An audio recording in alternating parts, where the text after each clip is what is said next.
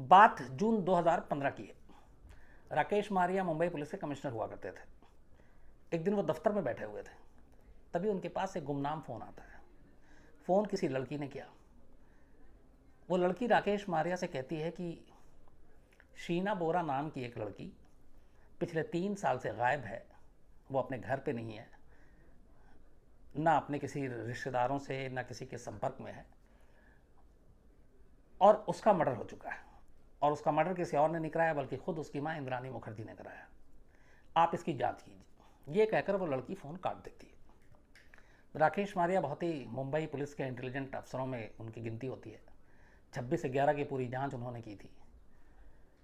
जब 93 ब्लास्ट की जांच हो रही थी तो संजय दत्त से पूछताछ करने का काम भी राकेश मारिया ने किया था। वो जो फिल्म में दिखाया था, एक सवाल के जवाब में एक पुलिस वाला संजय दत्त को थप्पड़ मारता है, वो थप्पड़ दरअसल राकेश मारिया ने संजय दत्त को मारा था। तो राकेश मारिया मुंबई के पुलिस कमिश्नर, उनके पास ये जून 2015 में ये फ़ोन लड़की का। फ़ोन रखने के बाद जब फ़ोन कट जाता है तो राकेश मारिया सोचते हैं कि जो भी लड़की थी, अच्छा वो बताती है कि ये बड़े लोग इसमें शामिल हैं, इंद्रानी मुखर्जी हैं, पीटर मुखर्जी। पीटर मुखर्जी का नाम बहुत बड़ा है, मतलब मीडिया में मीडिया टाइकून कहा जाता है उनको। मैं एक बार मिला था जब वो स्टार न्यूज़ के भी हेड थे, तो स्टार टीवी के वो हेड थे, सीईओ वीओ। तो बहुत, जो स्टार टीवी आप लोग देखते हैं, तो मीडिया टाइकून टाइप। तो अब इतने बड़े मीडिया टाइकून उनकी बीवी का नाम ले रहा है कि उसने पीटर मुखर्जी का नाम नहीं लिया था लड़की ने, लेकिन इंद्रानी मुखर्जी का नाम लिया। अब इंद्रानी मुखर्जी का नाम लेने का मतलब है सीधे सीधे पीटर मुखर्जी के घर तक जाना। तो राकेश मारिया को मालूम था कि ये बहुत बड़ा केस है अगर ऐसा हुआ तो, और बिना सबूत के इंद्रानी मुखर्जी या पीटर मुखर्जी पे हाथ नहीं डाला जा सकता, हंगामा हो जाएगा, बवाल मच जाएगा। तो राकेश मारिया ने कहा कि ठीक है, चलो इस फ़ोन की सच्चाई को टटोलते हैं। तो राकेश मारिया की 26/11 की जांच से ही जुड़े हुए से उनकी एक टीम है, जो राकेश मारिया जहाँ जहाँ जाते हैं उनकी वो इन्वेस्टिगेटिव टीम, ज़्यादातर हर पुलिस अफसर के अपने फेवरेट होते हैं, तो उनकी भी एक फेवरेट टीम थी। तो सबसे पहला काम राकेश मारिया ये करते हैं, उस लड़की ने ये कहा था कि 3 साल पहले वो गायब हुई और 3 साल से नहीं है, और 3 साल से शीना बोरा, उसका मर्डर हो चुका है। तो जो पुलिस स्टेशन जिस एरिया में शीना बोरा का घर आता था, इंद्रानी मुखर्जी का घर आता है, पीटर मुखर्जी का घर आता है, वो मुंबई के खार पुलिस स्टेशन में आता है, ज्यूरिसडिक्शन वो है। तो राकेश मारिया ने सबसे पहले खार पुलिस स्टेशन में चेक कराया कि क्या 3 साल पहले किसी शीना बोरा नाम की लड़की की मिसिंग रिपोर्ट है यहाँ पे। खार पुलिस स्टेशन ने चेक किया, उन्होंने जवाब दिया नहीं, हमारे पास ऐसी कोई रिपोर्ट नहीं और कोई ऐसी मिसिंग कंप्लेंट भी नहीं है। इसके बाद उन्होंने अपने भरोसेमंद इंस्पेक्टर जो है राकेश मारिया ने, दिनेश कदम एक हैं मुंबई में, 26/11 की जांच में भी रहे, दिनेश कदम को राकेश मारिया ने अनऑफिशियली जांच दी। उन्होंने कहा कि ये मामला है, तुम पता करो कि शीना बोरे का सच है क्या, ये वाकई इस नाम की कोई लड़की है, इंद्रानी मुखर्जी के घर में, पीटर मुखर्जी के घर में रहती है, और ये भी कि हाँ, ये इंद्रानी मुखर्जी की बहन है, शीना मुखर्जी छोटी, यानी पीटर मुखर्जी की साली। दिनेश कदम पता लगाते हैं, कोशिश करते हैं, बट कोई ख़ास कामयाबी नहीं मिलती। जून का महीना चला जाता है, पूरा महीना, जुलाई आ जाता है, पूछताछ करते रहते हैं, लेकिन अब सवाल ये है कि बिना घर के लोगों से पूछताछ किए हुए सच्चाई सामने नहीं आ सकती थी। और राकेश मारिया का ये कहना था कि इसको चुपचाप इन्वेस्टिगेट करो, पीटर मुखर्जी, इंद्रानी मुखर्जी, इन लोगों को भनक नहीं लगनी चाहिए कि हम शीना बोरा नाम की किसी लड़की की तलाश कर रहे हैं, या हमें ये पता है कि ऐसे से वो गायब हुई है। तो वो सारे जितने भी उनके सोर्सेज थे दिनेश कदम ने सब कर लिया कोशिश, लेकिन कुछ पता नहीं चला। ये था कि अब किसी न किसी से पूछताछ करना है, तो वो हो नहीं रहा था। इसी बीच जब नाकामी हाथ लगी और राकेश मारिया का सिक्स सेंस कह रहा था कि इस खबर में कोई ना कोई सच्चाई है और ये कुछ ना कुछ होगा, तो उन्होंने कहा दिनेश कदम को तुम लगे रहो। एक दिन फिर पता करते करते दिनेश कदम के जो अपने मुखबिर थे सारे, उन्होंने कहा कि 3 साल पहले इंद्रानी मुखर्जी का एक ड्राइवर हुआ करता था, श्यामवर राय, वो उनकी गाड़ी चलाता था, अब उसने नौकरी छोड़ दी है। तो दिनेश कदम के लिए ये खबर थोड़ी बड़ी थी। उन्होंने कहा कि श्यामवर राय को अगर पूछताछ करें तो पता चल सकता है कि 3 साल पहले क्या हुआ, क्योंकि वो इंद्रानी की गाड़ी चलाता था तो घर में आता जाता होगा, सब कुछ जानता होगा। लेकिन अब एक चक्कर ये था कि श्यामवर राय को अगर अरेस्ट कर लेते हैं, और वो उस वक्त ये था कि इंद्रानी मुखर्जी मुंबई में नहीं थी, देश के बाहर थी कहीं, तो उनका यह था कि अगर इस श्यामवर राय को हम ड्राइवर को अरेस्ट कर लेते हैं और इंद्रानी मुखर्जी तक ये खबर पहुंच जाती है कि इस ड्राइवर को अरेस्ट कर लिया गया है और खबर सच है, शीना बोरा का मर्डर हो चुका है, तो फिर इंद्रानी मुखर्जी देश वापस नहीं लौटेगी। तो इसलिए फिर राकेश मारिया ने कहा वेट करो, इंद्रानी मुखर्जी को मुंबई लौटने दो। इसके बाद इंद्रानी मुखर्जी अगस्त के दूसरे हफ्ते में मुंबई लौटती हैं, अगस्त 2015। जब वो लौटती हैं इस दौरान ये लगातार श्यामवर राय के को फॉलो किया जाता है, उसके फ़ोन को टैप करता है, सब कुछ अपना पुलिस करती रहती है। छोटे मोटे उसके कोई क्राइम व्राइम का भी पता चलता है, लेकिन अब ये था कि लास्ट में श्यामवर राय को बिना उठाए हुए सच्चाई तक नहीं पहुंचा जा सकता। तो फिर राकेश मारिया कहते हैं कि ठीक है श्यामवर राय को उठा के पूछताछ करो। लेकिन अब सवाल ये है कि किस बेस पे उठाएं। तो कहा जाता है कि फिर उसको आर्म्स एक्ट के तहत, मतलब उसके पोजीशन से एक कट्टा दिखा दिया गया और उस कट्टे के बिहाफ पे श्यामवर राय को पुलिस उठा लेती है, दिनेश कदम और उनकी टीम। उठाने के बाद उससे पूछताछ करती है, फिर उसे डराया धमकाया भी जाता है कि देखो संजय दत्त भी आर्म्स एक्ट में उठा था और संजय दत्त को लंबी जेल हुई है, तो तुम्हारे बचने का सीन नहीं है, इसलिए तुम जो भी है सच बता दो। इस पूछताछ के दौरान श्यामवर राय जो ड्राइवर था वो टूट जाता है और उसके बाद वो कहानी सुनाता है। कहता है कि हाँ, 3 साल पहले शीना बोरा की लाश को उसने मुंबई से 103 किलोमीटर दूर रायगढ़ एक जगह है वहाँ के जंगल में जला दिया था और बाकी दफना दिया था। तब पुलिस कैसे यकीन करे? उन्होंने कहा कि हो सकता है झूठ बोल रहा है। तो पुलिस की एक टीम फ़ौरन श्यामवर राय को गाड़ी पे बैठाती है, गाड़ी में बैठाकर वो उसको रायपुर के उस जंगल में ले जाती है, उस जगह पे ले जाती है और उस जगह पे ले जाके जब खुदाई की जाती है तो अंदर से कंकाल निकलता है। चूँकि 3 साल बीत चुका था। 25 अप्रैल 2012 को, ये 24 अप्रैल 2012 को ये मर्डर हुआ था, उसने जो तारीख बताई। तो जब उसकी खुदाई होती है, उसकी निशानदेही पे वहाँ से लाश मिलती है, लेकिन लाश की हालत ऐसी नहीं कि पहचानी जा सके, क्योंकि 3 साल हो गए थे, सिर्फ कंकाल। तो पुलिस खैर उसको समेटती है। फिर वहाँ के रायगढ़ पुलिस से कंफर्म किया जाता है कि ये बताइए कि 3 साल पहले आपको यहाँ कोई लाश मिली थी? रायगढ़ पुलिस कहती है कि हाँ, हमें 3 साल पहले एक अधजली लाश मिली थी। तो उस अधजली लाश के कुछ हिस्से मिले थे, उन हिस्सों को हमने कस्टडी में लिया था, हमने आसपास के थानों में पूछताछ की, कहीं से कोई मिसिंग की कंप्लेंट दर्ज नहीं थी, इसलिए हमने उसका अंतिम संस्कार कर दिया और जो बाकी की बॉडी थी वो इसने दफना दी थी, तो वो हिस्सा मिल गया। तो अब पुलिस जो है उसको ले आती है। अब ये हो गया कि श्यामवर राय ड्राइवर के हिसाब से वो बॉडी भी मिल गई। अब क्या इंद्रानी को पकड़ा जाए?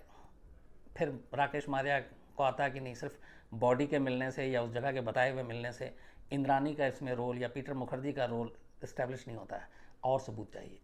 वो अपनी टीम को कहते हैं। अब टीम फिर और खंगालना शुरू करती है।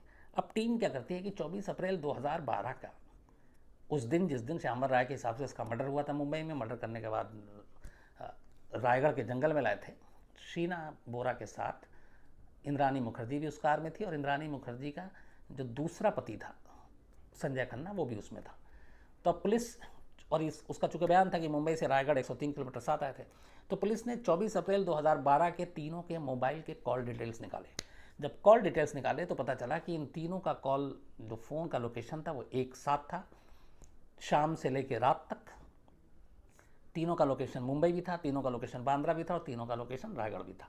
इससे इस्टेब्लिश हो गया कि उस दिन कत्ल होने से लेके लाश को ठिकाने लगाने तक इंद्रानी, श्यामवर राय और संजीव खन्ना, ये लोग एक साथ थे। ये बड़ा सबूत था। ये जैसी सबूत मिला राकेश मारिया को बताया गया। राकेश मारिया ने फिर कहा अब पुख्ता है, क्योंकि एक तरफ श्यामवर राय का बयान भी आ चुका था। इसके बाद 25 अगस्त 2015 की शाम को, बल्कि रात में करीब 8-9 बजे, पुलिस की टीम बांद्रा में पीटर मुखर्जी के घर पहुंचती है और सीधे इंद्रानी मुखर्जी को गिरफ्तार कर लेती है। गिरफ्तार करके पुलिस, और गिरफ्तारी का जो FIR है उसमें यह है कि शीना बोरा, इंद्रानी मुखर्जी की जो बहन है, उनका कत्ल और किडनैपिंग करने के जुर्म में शीना बोरा की माँ, वो बहन इंद्रानी मुखर्जी, ड्राइवर श्यामवर राय और दूसरा पति संजीव खन्ना, इसको गिरफ्तार किया जाता है। पुलिस ले आती है, मीडिया में खबर आती है रात को सब कुछ। अब चूँकि पीटर मुखर्जी का नाम जुड़ा था तो इसलिए खबर बड़ी हो जाती है। अगले दिन फॉलोअप शुरू होता है।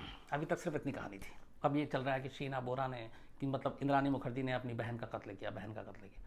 24 घंटा बीतता है। 24 घंटा बीतते बीतते अचानक खबर में ट्विस्ट आती है। पता चलता है कि शीना बोरा इंद्रानी मुखर्जी की बहन नहीं है, बल्कि बेटी है।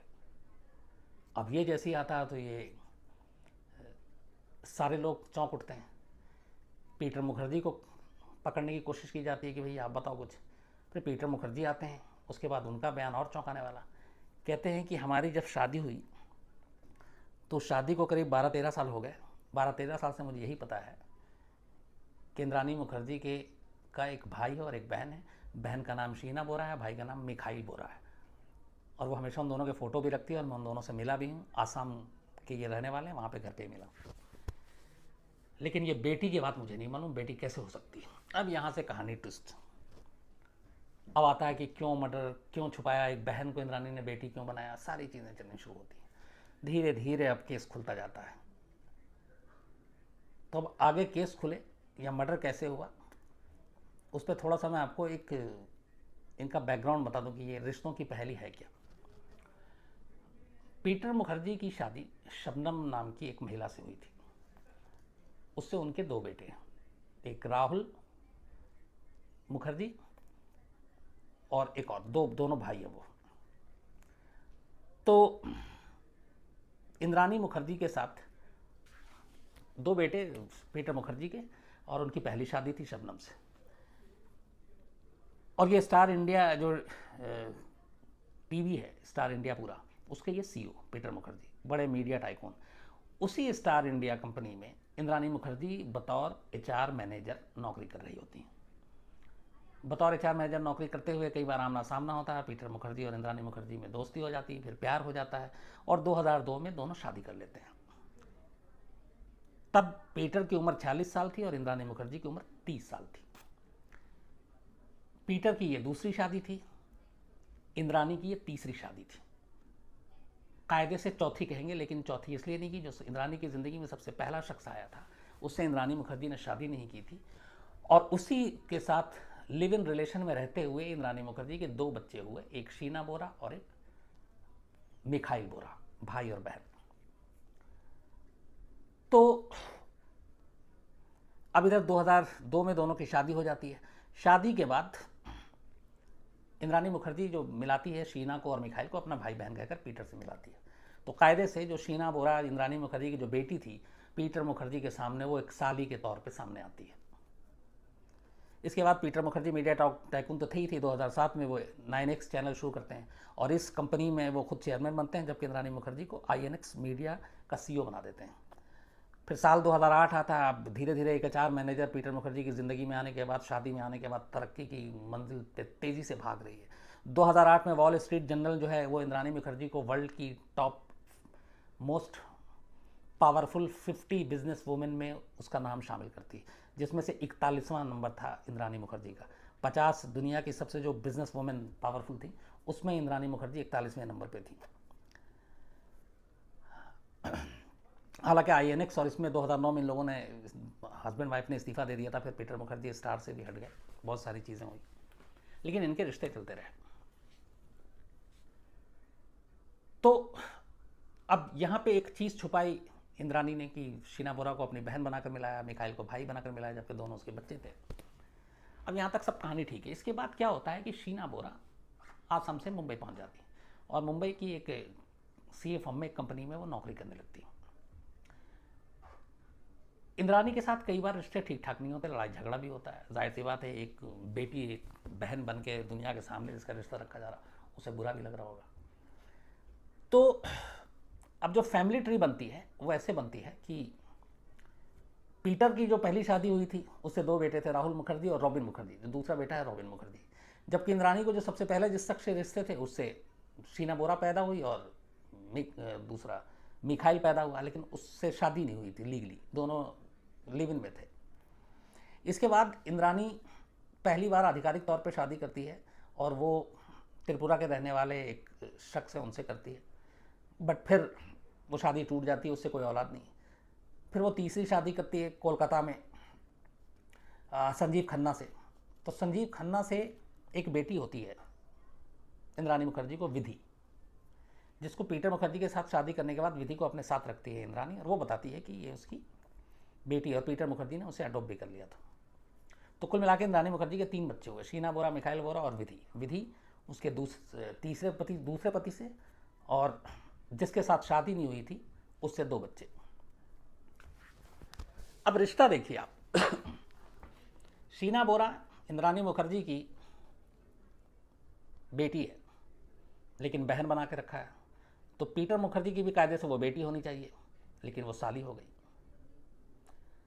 पीटर मुखर्जी का बेटा राहुल जब मुंबई में आता है घर पे कई बार, तो वो भी मिलता है शीना बोरा से, और दोनों हम उम्र। शीना बोरा देखने में भी ठीक खूबसूरत, तो उसे ये पता है कि ये इंद्रानी की बहन है। तो राहुल और शीना बोरा के बीच इश्क हो जाता है। अब कायदे से अगर देखें, हकीकत में ये रिश्ता देखें, तो राहुल और शीना बोरा सौतेले भाई बहन हुए, लेकिन उन दोनों में इश्क हो जाता है क्योंकि राहुल को नहीं पता कि शीना बोरा इसकी बेटी है, ना कि बहन है। तो अनजाने में वो उससे इश्क कर बैठता है। अब दोनों शादी करना चाहते हैं। चूंकि इंद्रानी को ये सच्चाई पता है कि शीना बोरा उसकी बेटी है और राहुल के साथ उसका शादी, अगर वो शादी करता है तो ये रिश्ता बिल्कुल भी किसी कीमत पे समाज नहीं अपनाएगा, क्योंकि दोनों तो भाई बहन हैं सौतेले। तो वो इस रिश्ते के खिलाफ होती है और यहीं से लड़ाई शुरू होती है। राहुल लेकिन चाहता था कि मैं उससे शादी करूं, उससे करीब आ रहा था। इंद्रानी मुखर्जी लगातार पीटर को भी ऑब्जेक्शन नहीं था कि बहन है कर ले, हाई सोसाइटी में सारी चीज़ें होती है। लेकिन पीटर मुखर्जी को भी नहीं मालूम था कि ये तो उसकी बेटी है, तो रिश्ते में भाई हो जाता है। वो तो अपना साली समझ के चल रहा है। तो अब इसका धीरे धीरे लड़ाई शुरू होती है माँ बेटी में। फिर ये होता है कि कल को अगर राहुल शादी कर लेता है शीना बोरा से, तो पीटर मुखर्जी की जो जायदाद और तमाम पैसे हैं वो शीना बोरा और राहुल को चला जाएगा और उसके हिस्से में कुछ नहीं रहेगा। तो ये सारी चीज़ें मिलकर इंद्रानी मुखर्जी को परेशान करती हैं और इसी के बाद वो ये तय करती है कि शीना बोरा को रास्ते से हटा दिया जाए। 24 अप्रैल 2012 को अपने भरोसेमंद ड्राइवर श्यामवर राय को भरोसे में लेती है, कहती है ऐसे ऐसे मुझे रास्ते से हटाना है। और जो उसका दूसरा पति था संजीव खन्ना, जो कोलकाता में रहता था, जिसकी बेटी विधि इसके पास रहती थी, वो संजीव खन्ना को भी इस साजिश में शामिल कर लेती, ये लालच देकर कि अगर शीना बोरा रास्ते से हट जाएगी तो हमारे पास सिर्फ विधि बचेगी एक बेटी, मेरी सारी वसीयत विधि की होगी और वो विधि की होगी तो तुम्हारी भी होगी। तो संजीव खन्ना इस लालच में कि उसकी बेटी को वसीयत और दौलत मिलेगा, वो वारिस होगी, वो भी इस शीना बोरा का मर्डर करने के लिए इंद्रानी मुखर्जी के साथ आ जाता है। अब शीना बोरा की लड़ाई चल रही थी इंद्रानी मुखर्जी से उस दौरान, इसलिए वो अलग फ्लैट में रहती थी। लेकिन राहुल से उसका लगातार फ़ोन पे बातचीत होती थी। राहुल मुंबई आता था तो मिलता भी था, वो देहरादून में हालांकि रहता था। 24 अप्रैल 2012 को शीना बोरा को इंद्रानी मुखर्जी बुलाती है इस बहाने से कि तुम आओ, हम ये लड़ाई सुलटाते हैं, राहुल के साथ तुम्हारे रिश्ते, तुम्हारी शादी की हम बात कराएंगे और ये सब कुछ ठीक कर देंगे, आ जाओ। तो शीना बोरा उसके बातों में आकर शाम को बांद्रा के पास नेशनल कॉलेज के, बांद्रा में एक नेशनल कॉलेज है, वहाँ पे बुलाती है। वो आती है, यहाँ कार में इंद्रानी मुखर्जी, उसका दूसरा पति संजीव खन्ना और ड्राइवर जो श्यामवर राय वो गाड़ी चला रहा था। शीना बोरा पहुँचती है बांद्रा के पास, जहाँ पे उसने बुलाया था। गाड़ी में बैठती है, पीने के लिए लोग उसे पानी देते हैं, उस पानी में कुछ बेहोशी की दवा मिली हुई थी बिस्लेरी में। ड्राइवर आगे था, पीछे जो है इंद्रानी बैठी हुई थी। उसके बाद जैसे ही जब शीना बोरा बैठती है और उसको पानी पिला दिया था, वो थोड़ी सी बेहोश हो जाती है। तो गाड़ी उस वक्त मुंबई की सड़कों पे ही चल रही थी। उसके बाद गाड़ी एक जगह पे रुकती है, संजीव खन्ना आगे की सीट से पीछे आता है। अब बीच में शीना बोरा, राइट में इंद्रानी, लेफ्ट में संजीव खन्ना। तो वो जैसे ही बेहोश होती है, उसी बेहोशी की हालत में श्यामवर राय पैर पकड़ता है आगे से एक जगह गाड़ी रोककर, और शीना बोरा और संजीव खन्ना, इंद्रानी मुखर्जी और संजीव खन्ना इसका गला दबा देते हैं बेहोशी की आलम में शीना बोरा का। शीना बोरा की मौत हो जाती है। उसके बाद ये उसकी बॉडी को बीच में ऐसे लेके चलते हैं कि जैसे कार में 3 लोग बैठे हुए हैं। अब शाम का वक्त था, इन्हें लगा कि इस वक्त लाश ठिकाने लगाना मुश्किल है, तो ये गाड़ी को लेकर आते हैं पीटर मुखर्जी के घर में। पीटर मुखर्जी के घर में आने के बाद पार्किंग में गाड़ी पार्क करते हैं और उस गाड़ी में ही वैसे ही उसकी, चूँकि घर बहुत प्राइवेट था, कोई आ नहीं सकता था, बॉडी कार के अंदर ही छोड़ देते हैं। फिर इंतज़ार करते हैं रात का। उसके बाद फिर से ये तीनों बैठते हैं, संजीव खन्ना, इंद्रानी और वो, और उसी तरीके से पीछे की 3 सीट पे बीच में शीना बोरा की लाश है, लेकिन लाश ऐसे है कि जैसे वो साथ में बैठी हुई है, बाकायदा कंधे पे हाथ रख के इंद्रानी उसके, और कभी संजीव खन्ना, और वो गाड़ी चलती है 103 किलोमीटर दूर रायगढ़ के जंगल में। ये उसके बाद जब घर आते हैं तो ब्रीफकेस भी ले लेते हैं, पेट्रोल लेते हैं। फिर ले जाने के बाद रायगढ़ के एक सुनसान जंगल में गाड़ी रोकी जाती है, वहाँ पे लाश को आग लगाई जाती है, लाश जल जाती है। तो उसके बाकी हिस्से जो है एक बैग में डाल के फिर वो वहीं पे दफन कर देते हैं, और कुछ हिस्सा ऊपर रह जाता है, अंधेरे की वजह से वो देख नहीं पाते हैं। फिर ये लोग वापस आते हैं। वापस आने के बाद अगले दिन संजीव खन्ना कोलकाता चला जाता है, श्यामवर राय अपने घर चला जाता है, इंद्रानी अलग। उसका ये मामला ख़त्म हो जाता है। अब क्या होता है कि 24 अप्रैल को हुआ, उसके बाद अब राहुल लगातार बात करता रहता था। तो 1-2 दिन के बाद राहुल लगातार फ़ोन कर रहा था शीना बोरा को, शीना बोरा का फ़ोन बंद नहीं मिल रहा है। तो वो परेशान हो जाता है, तो इंद्राणी मुखर्जी से पूछता है कहाँ है शीना, तो वो कहती है कि वो तो यूएस चली गई है। तो पहली बार राहुल का दिमाग खनकता है, राहुल मतलब पीटर मुखर्जी का बेटा जो देहरादून में रहता है, कि ये कैसे पॉसिबल है कि वो यूएस चले जाएगी, उसका पासपोर्ट तो मेरे पास है और वो पासपोर्ट देहरादून में है। तो ये बात वो बता देता है। तो कहती है हो सकता है उसके पास 2 पासपोर्ट हो, तो उसे भी लगता है, लेकिन उसे फिर भी कुछ डाउट होता है। तो वो खार पुलिस स्टेशन ही पहुंचता है 2012 में, और वो भी अप्रैल के महीने में। उसकी शीना बोरा की मौत के सिर्फ 2-3 दिन बाद अगर उस वक्त पुलिस ईमानदारी से इन्वेस्टिगेशन कर लेती राहुल की बात पे, तो शायद 3 साल वेट ना करना पड़ता, 1 हफ्ते में ये केस खुल जाता। खार पुलिस स्टेशन में जब जाते, खार में रिपोर्ट लिखाती है, तो खार पुलिस स्टेशन वाले कहते हैं कि इधर उधर कहीं हो गया होगा तो हम पता करके बता देंगे। वो दोबारा जाता है रिपोर्ट लिखाने के लिए फिर खार पुलिस स्टेशन में। तो खार पुलिस स्टेशन वाले फिर फ़ोन करते हैं, इंद्राणी से ही पूछताछ करते हैं, तो इंद्राणी कह देती है कि नहीं वो तो यूएस चली गई है। तो फिर पुलिस वाले कहते हैं तुम परेशान खामखा रहे हो, तो यूएस चली गई। उसके बाद तब भी उसको डाउट नहीं, मतलब शक हो रहा होता, लेकिन तभी इंद्राणी का जो मोबाइल बंद था वो अचानक एक दिन ऑन होता है और उससे मैसेज आता है राहुल के पास, और उसमें ये होता है कि मैं हमेशा के लिए यूएस जा रही हूँ और हमारा तुम्हारा अब रिश्ता ख़त्म, अब मुझे मेरे बारे में जानने या मुझे वो करने की कोशिश मत करना। तो जब राहुल ये व्हाट्सअप पढ़ता है या मैसेज पढ़ता है, तब उसे पहली बार यकीन होता है कि ठीक है, पर उसे लगता है कि ऐसा क्या हुआ कि वो चली गई। लेकिन फिर उसका मैसेज था। मैसेज के साथ साथ जिस कंपनी में शीना बोरा काम करती थी, उस कंपनी के उसका जो मेल आईडी था, उस मेल आईडी से उसके रेजिग्नेशन का मेल उसकी कंपनी को जाता है कि due to some personal reason I am resigning और मैं जा रही हूँ। तो अब वो मेल भी था। तब ये 2 सबूत ऐसे थे जिससे ये था कि नहीं वो ठीक है, ज़िंदा है और यूएस चली गई है, रिज़ाइन भी कर दिया है। तो फिर राहुल भी खामोश हो जाता है और ये पूरी कहानी सन्नाटे में चली जाती है। 2012 गुजर जाता है, 13 गुजर जाता है, 14 गुजर जाता है। इस दौरान ये पीटर मुखर्जी ये तमाम अपनी दुनिया में मगन मस्त। धीरे धीरे राहुल भी शीना को भूल गया। 3 साल गुजर गए। 3 साल के बाद जो मैंने आपसे शुरू में कहा था कि जून के महीने में 2015 में एक गुमनाम फ़ोन आता है मुंबई पुलिस कमिश्नर राकेश मारिया को, जिसमें लड़की कहती है कि शीना बोरा का मर्डर हो गया 3 साल पहले और मर्डर करने वाली उसकी अपनी बहन है, उसे भी रिश्ता बहन का था, आप जांच कीजिए। और राकेश मारिया का माथा ठनकता है। उसके बाद वो केस की तफ्तीश करते हैं और आखिर में ये पूरी कहानी सामने आती है। तो एक बिजनेस टाइकून, उसकी एक बीवी, उसकी अपनी सगी बेटी, जिसे दुनिया के सामने उसने 10 साल तक अपनी बहन बनाकर पेश किया, पीटर मुखर्जी को भी नहीं मालूम, वो उसे साली मानता रहा।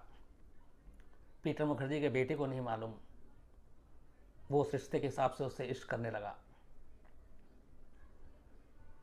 और ये सारी चीज़ें होती गईं और फिर दौलत, जायदाद, ये सब एक मौत की वजह बनी। अब इसके बाद जब इंद्राणी मुखर्जी की ज़िंदगी में पुलिस ने झांकने की कोशिश की, तो वहाँ से भी कहानी आई कि असम की रहने वाली एक बेहद मामूली परिवार की इंद्राणी मुखर्जी, पड़ोस में रहने वाले एक शख्स से इश्क हो जाता है।